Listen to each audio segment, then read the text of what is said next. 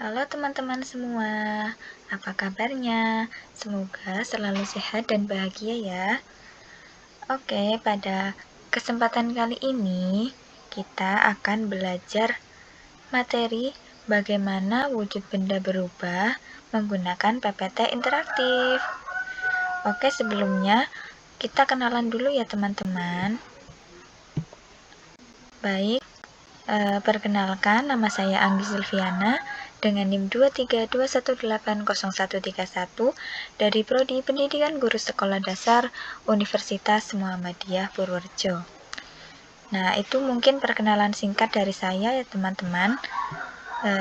Kita lanjut saja. Oke, kita bisa klik let's go. Nah, ini untuk menu pembelajarannya ada beberapa ya teman-teman, tapi sebelum itu kita klik petunjuknya terlebih dahulu agar kita bisa menjalankan PPT interaktif ini. Oke. Nah, di sini ada 4 menu ini teman-teman. Yang pertama menu home ini, kemudian menu play, menu back, dan menu next. Nantinya ini menu-menu ini akan digunakan untuk menjalankan PPT interaktif ini.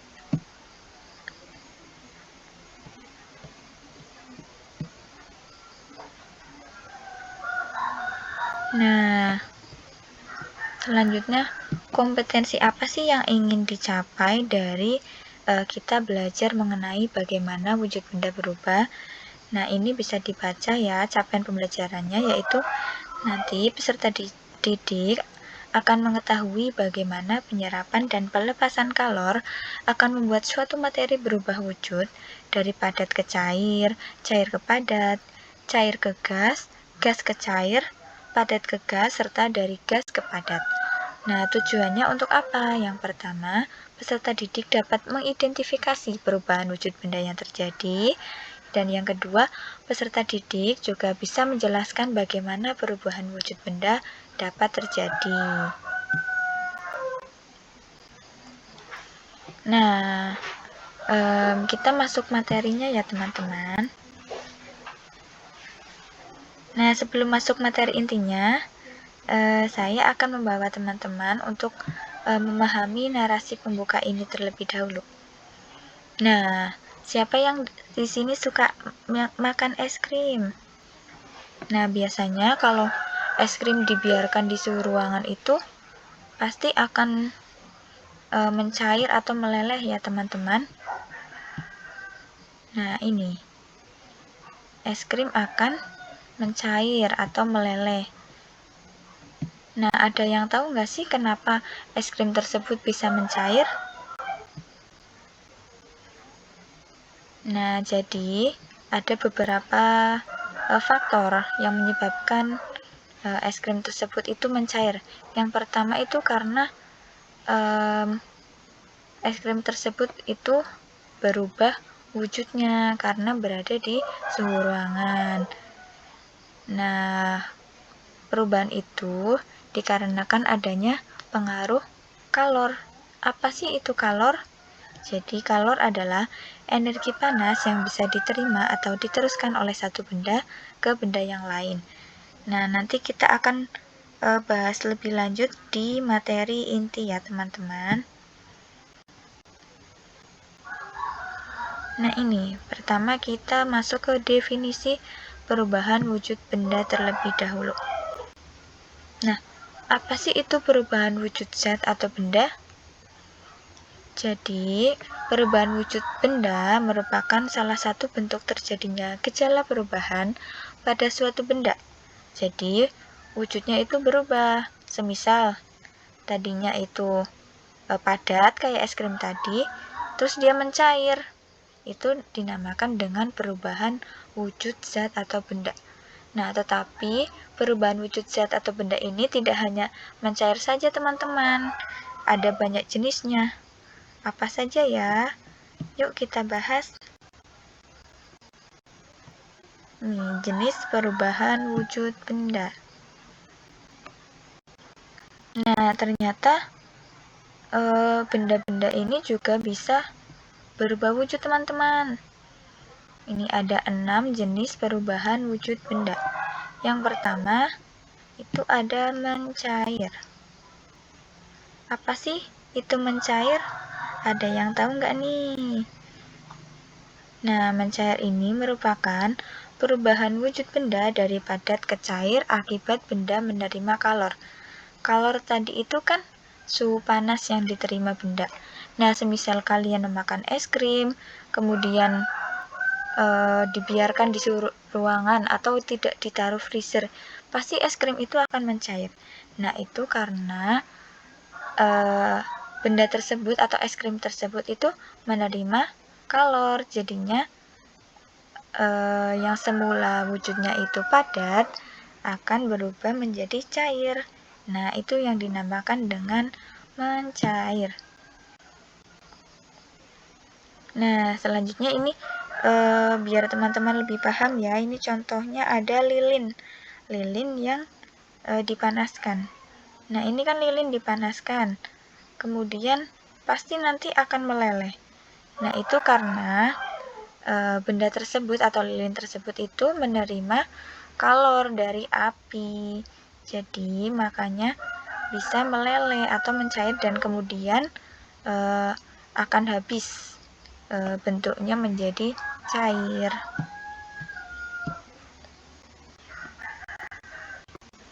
Nah, selanjutnya itu ada membeku.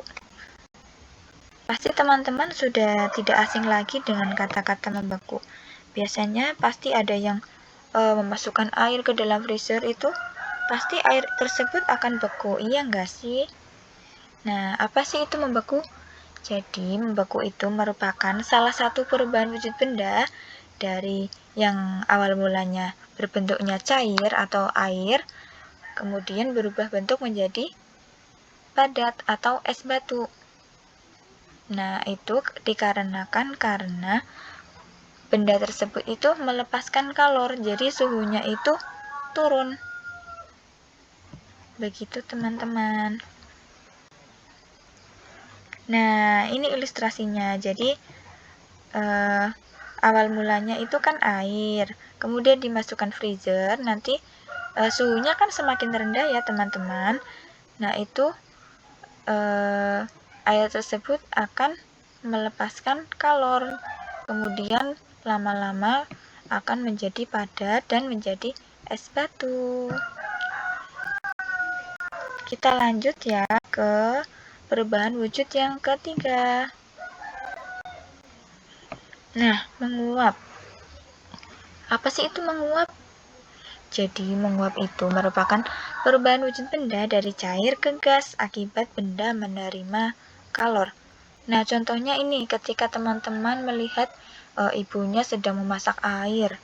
Pastikan awal mulanya air itu biasa aja. Kemudian ketika dipanaskan atau dimasak itu lama-kelamaan akan mendidih dan kemudian akan ada uap-uap air itu.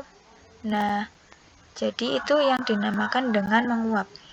Menguap itu perubahan wujud benda dari yang awal mulanya cair berubah menjadi gas karena benda tersebut menerima kalor. Nah, kalor tersebut itu dihasilkan dari api yang dihasilkan oleh kompor. Nah, ini ilustrasinya. Pertama kan bentuknya cair nih, kemudian dimasak, dipanaskan misal di suhu 100 derajat Celcius.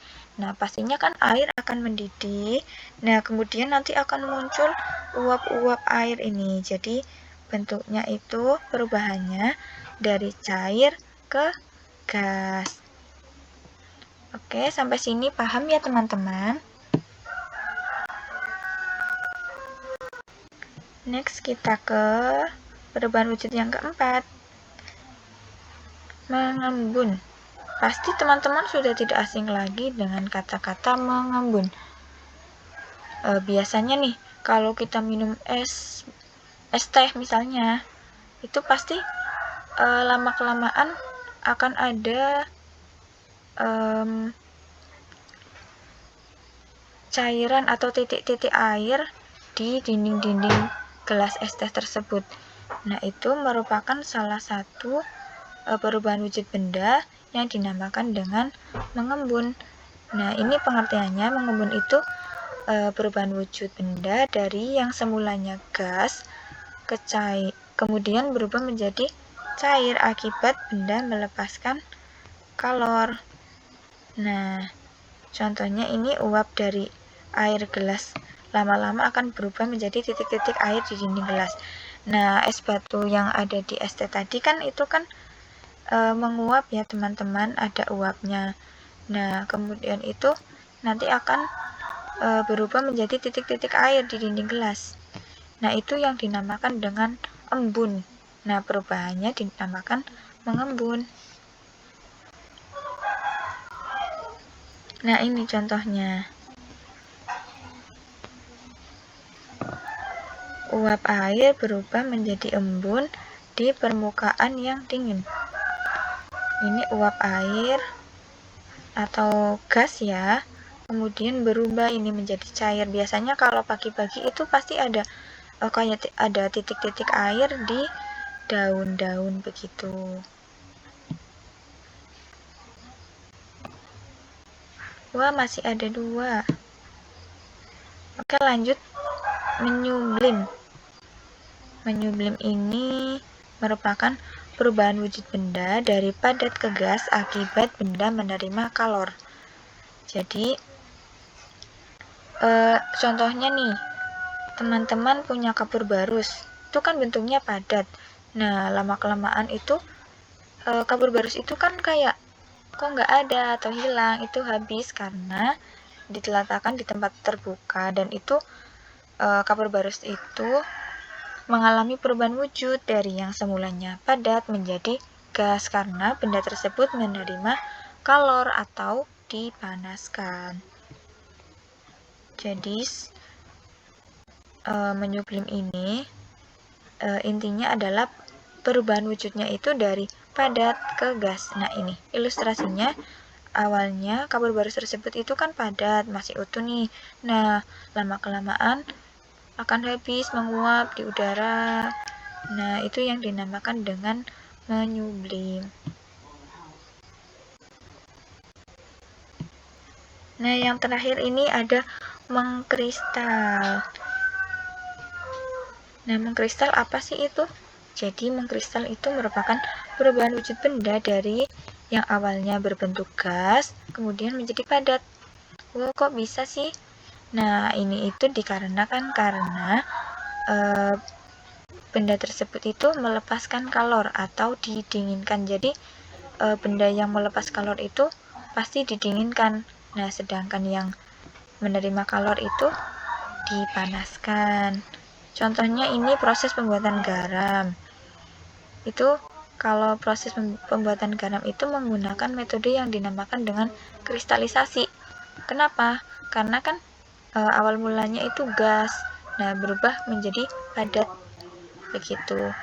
Dan apalagi ini berubah uapnya menjadi salju. Berubahnya uap menjadi salju. Nah, itu juga bisa dinamakan dengan mengkristal. Mengkristal juga bisa disebut dengan deposisi ya teman-teman. Intinya itu perubahan wujud dari gas menjadi padat. Nah, ini uap air di udara menjadi salju tanpa melewati fase cair. Jadi ini kan uap air itu kan bentuknya gas. Nah, kemudian ketemu udara yang dingin atau didinginkan atau melepas kalor, maka akan berubah menjadi padat atau salju ini. Begitu. Nah, itulah teman-teman mengenai 6 jenis perubahan wujud benda. Ada apa saja? Yang pertama itu mencair, membeku, menguap, mengembun, menyublim, dan mengkristal. Oke, sampai sini mungkin teman-teman paham ya. Nah, untuk menguji pemahaman teman-teman, saya akan mencoba kuis. Nanti teman-teman coba jawab ya. Nanti ada jawabannya kok, tapi teman-teman harus mencoba terlebih dahulu. Kita klik let's go. Nah, ini pertanyaan pertama. Perubahan dari zat padat menjadi zat cair disebut dengan, ayo, apa ya? Saya kasih waktu 10 detik. Apakah sudah ketemu jawabannya? Oke, kita lanjut ke pertanyaan yang kedua. Nah, perubahan gas menjadi zat cair dikenal sebagai apa?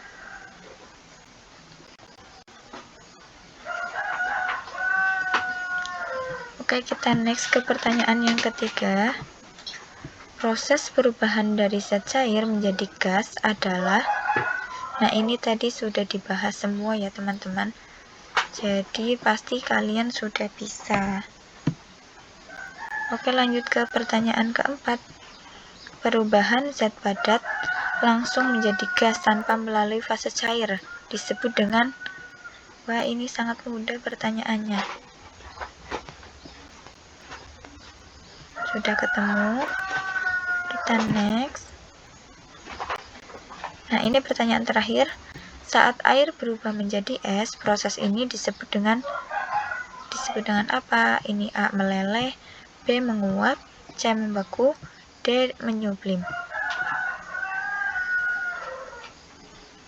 Oke, sudah ketemu semua jawabannya teman-teman. Coba kita cek jawabannya terlebih dahulu. Nih. Oke, jawaban pertanyaan nomor 1 tadi, pertanyaannya, perubahan dari zat padat menjadi zat cair disebut dengan meleleh. Siapa yang benar? Kemudian yang kedua, pertanyaannya, perubahan gas menjadi zat cair dikenal sebagai apa? Jadi perubahan gas menjadi zat cair itu dikenal dengan proses mengembun. Kemudian jawaban untuk nomor 3, proses perubahan dari zat cair menjadi gas adalah menguap. Jawaban nomor 4, perubahan zat padat langsung menjadi gas tanpa melalui fase cair disebut dengan menyublim.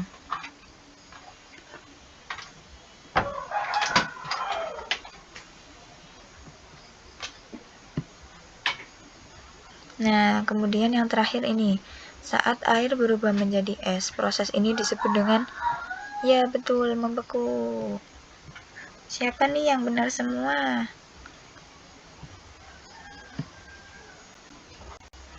Oke teman-teman, mungkin itu saja pembelajaran dengan PPT interaktif dari saya. Semoga teman-teman bisa paham ya dengan apa yang disampaikan tadi, mulai dari materinya, kemudian kuisnya. Tuh. Mungkin itu saja dari saya. Sampai jumpa di lain waktu ya teman-teman. Semoga video dari saya ini bisa bermanfaat dan dijadikan sebagai referensi untuk belajar teman-teman semua. Mungkin saya pamit terlebih dahulu. Terima kasih. Wassalamualaikum warahmatullahi wabarakatuh.